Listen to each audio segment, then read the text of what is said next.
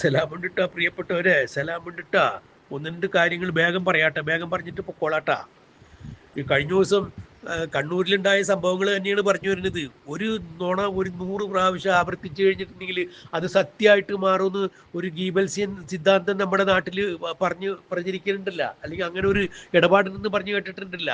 അതുപോലെയാണ് ഒരു പച്ചക്കള്ളം അങ്ങോട്ട് പടച്ചുണ്ടാക്കുക. അതിന് പിന്നെ 100 പ്രാവശ്യം 1000 പ്രാവശ്യം വേണ്ടി വന്നാൽ 1,00,000 പ്രാവശ്യം അങ്ങനെ ആവർത്തിച്ച് പറഞ്ഞ് അത് സത്യമാണെന്ന് പറഞ്ഞ് ആടിനെ പട്ടിയാക്കി, പട്ടീനെ പേപ്പട്ടിയാക്കി മാറ്റുന്ന ഒരു ചരിത്രമുള്ള ഈ കമ്മ്യൂണിസ്റ്റ് പാർട്ടിക്കുള്ളത്. അത് തന്നെയാണല്ലോ ഇപ്പൊ കഴിഞ്ഞ ദിവസം കണ്ണൂർ റെയിൽവേ സ്റ്റേഷനിൽ നടന്നത്.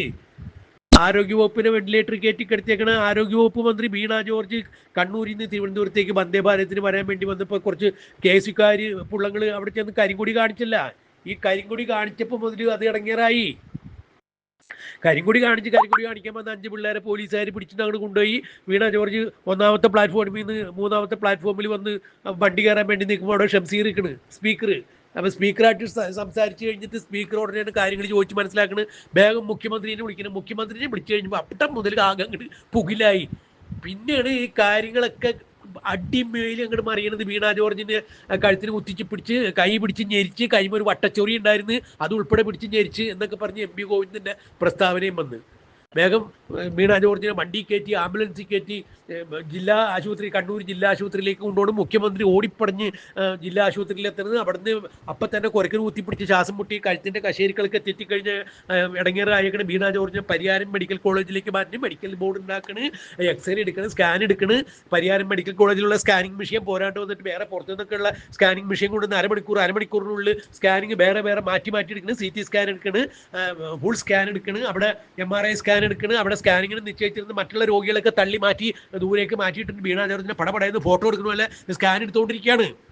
അങ്ങനെ തിരിച്ചും മറിച്ചും ശരീരം മുഴുക്കെ തലമുടി നാരൊക്കെ ഓരോന്ന് വിട്ട് വേർപെടുത്തിയൊക്കെ സ്കാൻ എടുത്തു കഴിഞ്ഞിട്ട് അവർക്ക് കണ്ടെത്താൻ പറ്റിയത് കഴുത്തിന് ക്ഷതമുണ്ടെന്നുള്ളത് മാത്രമാണ്. റിപ്പോർട്ട് ഇതുവരെ പുറത്തു വിട്ടിട്ടില്ല കേട്ടാ. അതൊക്കെ പോട്ടെ, അതൊക്കെ കഴിഞ്ഞ കാര്യങ്ങളല്ലാന്ന് പറഞ്ഞിന് കാര്യങ്ങൾ ഇടങ്ങേറുണ്ടാക്കണില്ല. അപ്പൊ ഈ വീണ ജോർജിന് അങ്ങനെ ആശുപത്രിയിൽ പ്രവേശിച്ച് ലോകം മുഴുക്ക ലോകമായ ആളുകൾ DYFIക്കാരും SFIക്കാരൊക്കെ KSUക്കാർക്കും യൂത്ത് കോൺഗ്രസ്സുകാർക്കെതിരൊക്കെ പ്രചരണമായിട്ട് ഇറങ്ങണ്. പുതിയ യാത്രയിൽ BD സതീശൻ നയിക്കുന്ന യാത്രയ്ക്ക് ഒറ്റ ഫ്ലക്സ് ഒക്കെ ചവിട്ടിക്കീറി കാട്ടിക്കളയുന്നു. ആന കരിമ്പും തോട്ടത്തിൽ കയറി പോലെ കേരളം മുഴുവൻ അടിച്ചു പൊളിച്ച് കോൺഗ്രസ് ഓഫീസൊക്കെ നശിപ്പിച്ച് കാട്ടിക്കളയുന്നു. കണ്ണൂരിൽ KSU പ്രതിഷേധം ഉണ്ടാക്കി ആ പിള്ളേരെ വീട്ടിലേക്ക് ബോംബെറിയണ്. ഇങ്ങനെ വേണ്ട ബഹളം. അപ്പൊ വീണ ജോർജ് ആവട്ടെ ആശുപത്രിയിൽ മുണ്ടാൻ പാടില്ലാണ്ട്, വെള്ളവും കൂടി ഇറങ്ങാണ്ട്, മുഖ്യമന്ത്രി ചെന്നിട്ട് പോലും തലപൊക്കി നോക്കാൻ പറ്റാണ്ട് തലയ്ക്ക് അടി കൊണ്ട പാമ്പിനെ പോലെ അവിടെ കിടക്കണ്. പക്ഷെ അവിടെ വേറൊരു കാര്യം കൂടി ഇന്നിട്ടൊക്കെ പരിയാരം മെഡിക്കൽ കോളേജിൽ പുഞ്ചിരി ചികിത്സ ഇന്നിട്ട പുഞ്ചിരി ചികിത്സ. ബഹുമാനപ്പെട്ട പ്രേക്ഷകർ തെറ്റിദ്ധരിക്കരുത്. ഈ പുഞ്ചിരി ചികിത്സ എന്ന് പറഞ്ഞിട്ടുണ്ടെങ്കിൽ ഈ മെഡിക്കൽ കോളേജുകളിൽ, അല്ലെങ്കിൽ പ്രത്യേകിച്ച് പരിയാരം മെഡിക്കൽ കോളേജിൽ അവശതയായിട്ട് തല മുങ്ങാണ്ട് കിടക്കണ, മിണ്ടാട്ടം മുട്ടിക്കിടക്കണ രോഗികളൊക്കെ അവർക്ക് ചികിത്സ ഏർപ്പെടുത്തിയതിൻ്റെ ഭാഗമായിട്ട്, അവർക്ക് സന്തോഷം ഉണ്ടാക്കുന്നതിൻ്റെ ഭാഗമായിട്ട് അവിടുത്തെ നേഴ്സുമാരൊക്കെ കൂടി ഏർപ്പെടുത്തിയേക്കുന്ന ഒരു ചികിത്സ എന്ന് പറഞ്ഞാൽ പുഞ്ചിരി ചികിത്സ. അതിൻ്റെ ഭാഗമായിട്ട് ഈ തല പൊങ്ങാണ്ട് കിടക്കുന്ന, തലക്കടി കൊണ്ട് കിടക്കുന്ന പാമ്പിൻ്റെ പോലെ തല കറങ്ങി കിടക്കുന്ന രോഗീനെ ആ കട്ടിലൊക്കെ ചരിച്ച് പിടിച്ച് വെച്ചിട്ടുണ്ട്. ഈ 3-4 നേഴ്സുമാർ കൂടി നിന്നിട്ട് അവർ പുഞ്ചിരിച്ചുകൊണ്ട് ഈ രോഗീനെ കാണിച്ചുകൊണ്ട് ഒരു സെൽഫി അങ്ങനെ എടുക്കും. അതാണ് പുഞ്ചിരി ചികിത്സ. എന്നിട്ട് ഈ ഫോട്ടോ പുറത്തേക്ക് വിട്ടിട്ട് പറയും ഇവർ ചിരിക്കാൻ വേണ്ടി, പുഞ്ചിരിക്കാൻ വേണ്ടി പ്രേരിപ്പിച്ച് ഉള്ള ചികിത്സയാണ് ജീവിതത്തിലേക്ക് തിരിച്ചു കൊണ്ടുവരുന്നത്, അങ്ങനെയാണെന്നാണ് പറയുന്നത്. എന്തായാലും ആ പുഞ്ചിരി ചികിത്സ ആ പുഞ്ചിരി ചികിത്സയുടെ ഫലമായിട്ടെന്ന് തോന്നുന്നുണ്ട് വിദഗ്ധ ചികിത്സ ആവശ്യമാണെന്ന് പറഞ്ഞ് തുടർച്ചയായിട്ടുള്ള നിരീക്ഷണം ആവശ്യമാണെന്ന് പറഞ്ഞ് വീണ ജോർജ് ഇന്ന് വെളുപ്പിന് 4 മണിക്ക് പരിയാരം മെഡിക്കൽ കോളേജിൽ നിന്ന് പേര് വെട്ടി തിരുവനന്തപുരത്തേക്ക് പോകുന്നുണ്ട്. കഴുത്തിന്റെ കശേരികളൊക്കെ ഇളകി മസിൽ അതിൻ്റെ ഇടയ്ക്കിടയ്ക്ക് പോണ നെർവിനൊക്കെ ചളക്കം പറ്റിയിട്ട് മിണ്ടാൻ പാടില്ലാണ്ട് വെള്ളം കൂടി ഇറങ്ങാണ്ട് വേദന എടുത്ത് കിടക്കുന്ന വീണ ജോർജ് അവിടെ നിന്നുകൊണ്ട് ആംബുലൻസിലെ അല്ലെങ്കിൽ ചാർട്ടേഡ് ഫ്ലൈറ്റിലെ ഹെലികോപ്റ്ററിനൊന്നും അല്ല തിരുവനന്തപുരത്തേക്ക് പോകുന്നത്. അവരുടെ കാറിൽ, ആരോഗ്യമന്ത്രിയുടെ കാറിലാണ് അവർ ഈ കുണ്ടുട്ടം കുടുക്കട്ടുള്ള ഈ റോട്ടിയുടെ ഹൈവേയിൽ പണി നടക്കുന്ന റോട്ടിയുടെ അവർ കുലുങ്ങി തിരുവനന്തപുരത്ത് എത്തുമ്പോൾ അവരുടെ കഴുത്തിലെ ആ കശേരികളൊക്കെ വീണ്ടും കടകടാന്ന് പറഞ്ഞ് ട്രെയിനിന്റെ ചക്രം പോലെ മാറി പോകുമല്ലോ എന്നുള്ള അള്ളാഹ്ക്ക് അറിയാട്ടാ. എന്തായാലും അങ്ങനെയാണ് ഇപ്പൊ പോന്നേക്കുന്നത്. അപ്പൊ കടുത്ത നിരീക്ഷണത്തിൽ ഇരുത്തേക്കണം, ഒബ്സർവേഷനിൽ ഇരിക്കുന്ന ആരോഗ്യവകുപ്പിന്റെ ചുമതലയുള്ള ആരോഗ്യവകുപ്പ് മന്ത്രി അവരുടെ കഴുത്തിന്റെ കശേരിക്കള് ഈ KSU പ്രവർത്തകര് ഏതാണ്ടൊരു ആയുധം, FIRൽ അങ്ങനെയാണ് പറഞ്ഞേക്കുന്നത്. പോലീസുകാർ ആയുധം എന്താന്ന് തിരിച്ചറിഞ്ഞിട്ടില്ല കേട്ടാ. FIR തയ്യാറാക്കിയേക്കണം അങ്ങനെയാണ്. FIRൽ ഒരേ ഒരു സത്യം മാത്രമാണ് പോലീസ് എഴുതി വെച്ചാണ് 5 KSU പ്രവർത്തകർ കരികൊടി കാണിക്കാൻ പറ്റുന്നത്. അത് ശരി തന്നെ കേട്ടാ. 5 KSU പ്രവർത്തകർ എന്നുള്ളത് മാത്രമാണ് FIRലുള്ളത്. ആ അഭിലാഷ് എന്ന് പറഞ്ഞ ഗൺമാനെ അടിച്ച് വീഴ്ത്തി അയാളെ ബോധം കെടുത്തിയിട്ടിട്ടാണ് വീണ ജോർജ് എന്ന മന്ത്രിനെ ആക്രമിച്ചത്. ആ ഗൺമാന്റെ കയ്യിൽ തോക്കുണ്ടായിരുന്നെന്ന് അറിയാൻ പാടില്ല. ഇനിയിപ്പോൾ തോക്കുണ്ടെങ്കിൽ തോക്കിൽ ഉണ്ട മേടിക്കാനുള്ള കാശ് പിണറായി വിജയൻ എടുത്ത് PR വർക്കിന് കൊടുത്തിട്ടുണ്ടാവും, ഫ്ലക്സ് അടിച്ചു വെക്കാൻ വേണ്ടിയിട്ട് തെരഞ്ഞെടുപ്പുള്ള വന്നത്.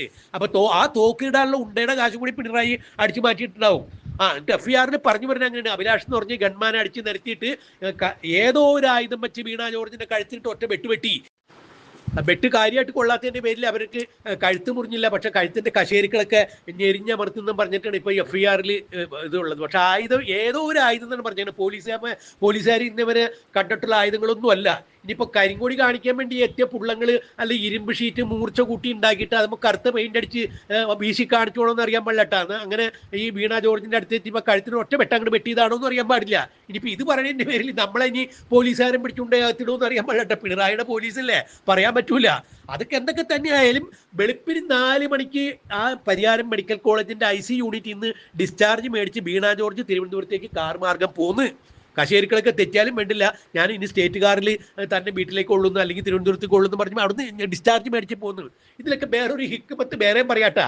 നടന്നത് കംപ്ലീറ്റ് കള്ളോട്, പച്ചക്കള്ളോട് നട്ടാക്കിളിക്കാത്തെന്നുള്ള പറഞ്ഞ് ജനങ്ങളെ പറ്റിക്കാൻ വേണ്ടി 2026 തെരഞ്ഞെടുപ്പിന് നേരിടാൻ വേണ്ടി ശബരിമല സ്വർണ്ണക്കൊള്ള അടക്കമുള്ള കേസിൽ നാണം കെട്ട് നിൽക്കുന്ന CPM-ഉം പിണറായി വിജയനും അതുപോലെ ആരോഗ്യവകുപ്പ് മന്ത്രിയൊക്കെ കൂടി ഉണ്ടാക്കിയൊരു നാടകമാണെന്ന് എല്ലാവർക്കും മനസ്സിലായി. അത് പോട്ടെ. എന്നിട്ട് IC യൂണിറ്റിൽ കിടത്തിയ ഈ ആരോഗ്യവകുപ്പ് മന്ത്രിനെ നിരന്തരം നിരീക്ഷണം വേണമെന്ന് പറഞ്ഞ് ഈ മന്ത്രി പോകുന്നത് വെളുപ്പിന് 4 മണിക്ക് ലോകത്തുള്ള ഏതെങ്കിലും ആശുപത്രിയിൽ നിന്ന് IC യൂണിറ്റിൽ നിന്ന് നേരെ ആരെങ്കിലും ഡിസ്ചാർജ് ചെയ്ത് വിടുവോ? ആശുപത്രിയുടെ ഓഫീസ് ടൈം വർക്ക് ചെയ്യണ നേരത്തെ അല്ലാണ്ട് ഓഫീസ് ടൈമിലല്ലാണ്ട് ഏതെങ്കിലും ഒരു രോഗീനെ ഏതെങ്കിലും ആശുപത്രിയിൽ നിന്ന് ഡിസ്ചാർജ് ചെയ്ത് വിട്ട ഒരു സന്ദർഭം ഉണ്ടോ? അങ്ങനെ വേണമെന്നുണ്ടെങ്കിൽ ഗുരുതരമായ രോഗീനെ വേറെ ഏതെങ്കിലും വലിയ ചികിത്സ വേണ്ട ആശുപത്രിയിലേക്ക് ഡിസ്ചാർജ് ചെയ്ത് വിടുകയാണെങ്കിൽ ചിലപ്പോൾ നേരോ കാലം ഒന്നും നോക്കില്ല, ചിലപ്പോൾ പാതിരക്ക് വിടും, ചിലപ്പോൾ വെളുപ്പിന് വിടും. അത് ആ രോഗിയുടെ അവസ്ഥ അനുസരിച്ചിട്ടാണ്. ഇവിടെ വീണ ജോർജ് മുണ്ടാട്ടം മുട്ടി പുഞ്ചിരി ചികിത്സയൊക്കെ എടുത്തു കഴിയുന്ന കശേരുക്കളൊക്കെ തെറ്റിക്കിടക്കുന്ന ആ വീണ ജോർജിന് വെളുപ്പിന് 4 മണിക്ക് ഏത് ഡോക്ടറാണ് ICUന്ന് ഡിസ്ചാർജ് ചെയ്ത് വിടുന്നത്? അതിനൊരു കള്ളക്കഥ ഉണ്ടാക്കിയിട്ടുണ്ട്. രാത്രി തന്നെ ഓൺലൈനായിട്ട് മെഡിക്കൽ ബോർഡൊക്കെ വിളിച്ചു കൂട്ടി ഡിസ്ചാർജ് ചെയ്യണമെന്നും പറഞ്ഞ് അവർ രാത്രി 10 മണിക്ക് മെഡിക്കൽ ബോർഡ് കൂടി ഡിസ്ചാർജ് മേടിച്ചിട്ട് പോകുന്നെന്നുള്ളത്. അല്ല, കള്ളക്കഥ ഉണ്ടാക്കാനും ആളുകളെ പറഞ്ഞ് പറ്റിക്കാനും നട്ടാകൾക്കാത്ത നുണ പറയാനും ഒക്കെ ഉമ്മാരെ പോലെ വേറെ മിടുക്കന്മാരും വേറെ ആരുമില്ല. അപ്പൊ കംപ്ലീറ്റ് നുണ. അതായത് 1 തുടങ്ങി 1, 2, 3 1000 വരെ എണ്ണി വേണമെങ്കിൽ 1,00,000 വരെ എണ്ണിയാൽ അതെല്ലാം നുണ. ഇങ്ങനെ ഒന്നിനു പുറകെ ഒന്നായിട്ട് അടുക്കും ചെട്ടോടുകൂടി നുണ പറയാൻ വേണ്ടി പഠിപ്പിക്കണ ഈ ഒരു പ്രസ്ഥാനം ഈ കമ്മ്യൂണിസ്റ്റ് പാർട്ടി അല്ലാണ്ട് ലോകത്തിൽ വേറെ ഒരു പാർട്ടിയിലാണെന്ന് വേണം ഇതിൽ നിന്ന് മനസ്സിലാക്കാൻ. വേറെ ആരെങ്കിലും ഒക്കെ എന്നാണ് പറഞ്ഞാൽ എവിടെയെങ്കിലും ഒക്കെ തെറ്റിപ്പോവും. ഇത് 1, 2, 3 എന്നിങ്ങനെ ഒന്നിന് പുറകെ ഒന്നായി മാലപ്പടക്കം കെട്ടണ പോലെ അടുക്കും ചിട്ടായിട്ട് തെറ്റുകൂടാണ്ട് നുണ പറഞ്ഞ് വലിപ്പിക്കണ ഒരു പാർട്ടി ഈ പാർട്ടിയിലാണ്ട് വേറെ ഒരു പാർട്ടിയില്ല. ഇപ്പൊ ഫലത്തിൽ ഇപ്പൊ നുണ പറഞ്ഞതിന്റെ കൂട്ടുനിന്നവർക്ക് പോലീസുകാർക്ക് 8ന്റെ പണി കിട്ടി. FIR-ൽ ഏതോ ഒരു ആയുധം വച്ച് 5 പിള്ളേര് വീണ ജോർജിന്റെ കഴുത്തിന് വെട്ടി അവരെ പരിക്കേൽപ്പിച്ച് ആയുധത്തിന് മൂർച്ചയില്ലായിരുന്നതിന്റെ പേരിൽ ചത്തില്ല എന്നൊക്കെ പറഞ്ഞ് FIR എഴുതി വെച്ച് കഴിഞ്ഞപ്പോൾ ഇതിനി ഇപ്പൊ കോടതിയിലേക്ക് കൊണ്ടുചെല്ലുമ്പോൾ FIR ഒരു കേസ് പൂർണ്ണമായിട്ട് അവിടെ കൊടുക്കണമല്ലോ, അവിടെ എഴുതി കൊടുക്കണോ, റിപ്പോർട്ട് എഴുതി കൊടുക്കുമ്പോൾ എന്ത് പറഞ്ഞ് എഴുതി കൊടുക്കും? ആയുധം എവിടെ? ഈ പിള്ളേര് ഈ എത്ര ദിവസം കൂടി വന്ന് അവര് റിമാൻഡ് ചെയ്യാൻ പറ്റും? 14 ദിവസത്തേക്കാണ് ഇപ്പൊ കോടതി റിമാൻഡ് ചെയ്തേക്കരുത്. 90 ദിവസത്തിൽ കുറ്റപത്രം സമർപ്പിച്ചില്ലെങ്കിൽ പുള്ളങ്ങൾ സ്വാഭാവിക ജാമ്യം കിട്ടി ഇറങ്ങിപ്പോരും. ഇനിയിപ്പോ ഇവര് ആയുധമില്ല, കേസ് ആയുധം കണ്ടെത്താൻ പറ്റില്ല എന്ന് പറഞ്ഞ് കേസ് എഴുതിത്തല്ലാണെങ്കിൽ പിണറായി വിജയൻ സമ്മതിക്കുവോ? വീണ ജോർജ് സമ്മതിക്കുവോ?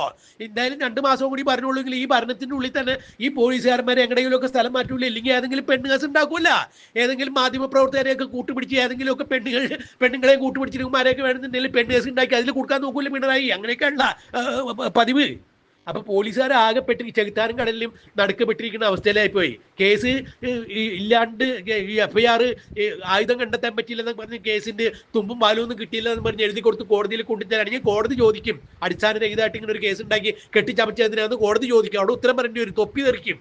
ഇത് ഉണ്ടാക്കി കൊടുത്തില്ലെങ്കിലാ പിണറായി വിജയന് വേണ്ടി റിപ്പോർട്ട് എഴുതില്ലെങ്കിൽ പിണറായി വിജയൻ കട്ടയപ്പടവും മടക്കും.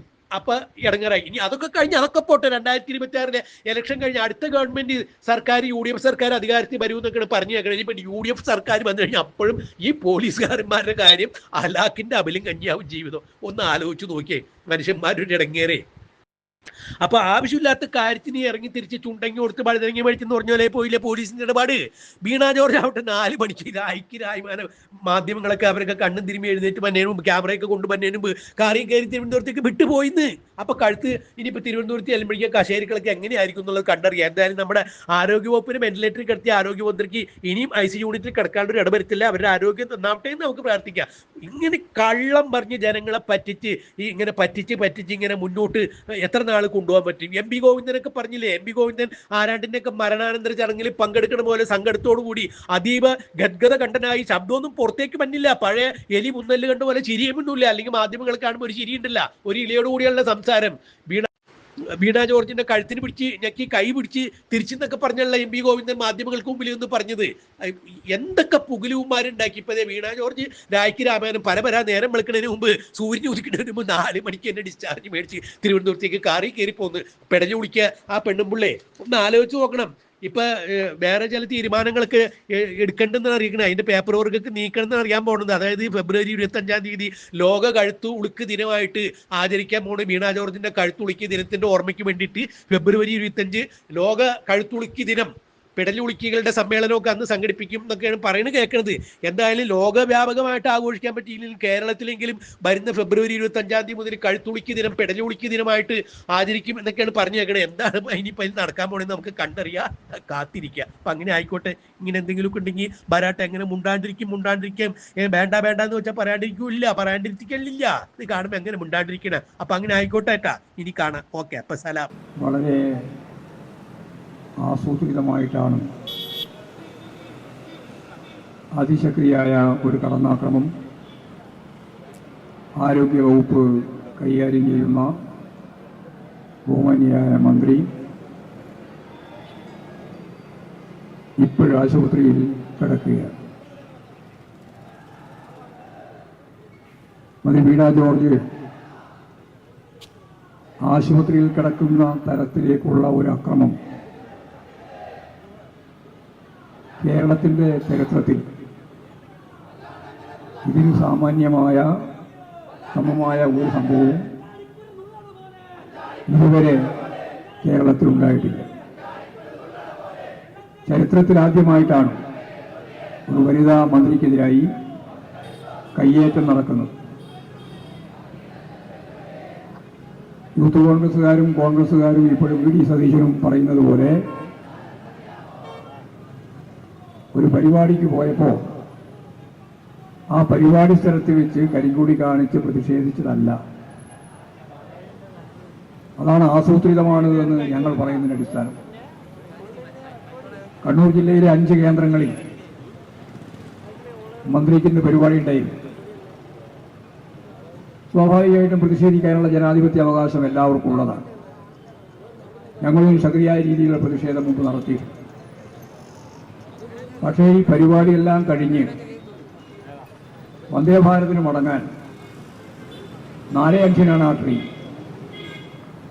3:30 മണി കഴിഞ്ഞപ്പോഴാണ് കണ്ണൂർ റെയിൽവേ സ്റ്റേഷനിൽ എത്തുന്നത്. കണ്ണൂർ റെയിൽവേ സ്റ്റേഷനിൽ എത്തിക്കഴിഞ്ഞതിന് ശേഷം നമ്മളെല്ലാം കാണുന്നത് പോലെ നമ്മൾ TV ചാനലിലൊക്കെ ഇപ്പോൾ കൃത്യമായിട്ട് കണ്ടുകൊണ്ടിരിക്കുക. യൂത്ത് കോൺഗ്രസിന്റെ KSUക്കാരായിട്ടുള്ള ആളുകൾ ഉൾപ്പെടെ സ്റ്റേഷനിലേക്ക് ചാടിക്കയറി അവിടെ ഇവിടെ ഒളിച്ചു നിൽക്കുകയായിരുന്ന KSUക്കാരും അതുപോലെ യൂത്ത് കോൺഗ്രസ്സുകാരും കൂടി ആക്രമിക്കുകയാണ് ചെയ്തത്. പോലീസുകാർക്കിടയിലൂടെ കടന്നു പോകുന്നത് നമ്മൾ കാണുന്നുണ്ട്. വീണ ജോർജിന്റെ കഴുത്തിനും കൈക്കുമാണ് പരിക്ക് പറ്റിയത് എന്ന് ഇപ്പോൾ വ്യക്തമാക്കപ്പെട്ടിരിക്കുകയാണ്. കഴുത്തിന് കോളറിട്ട് ആശുപത്രിയിൽ കിടക്കുകയാണ്.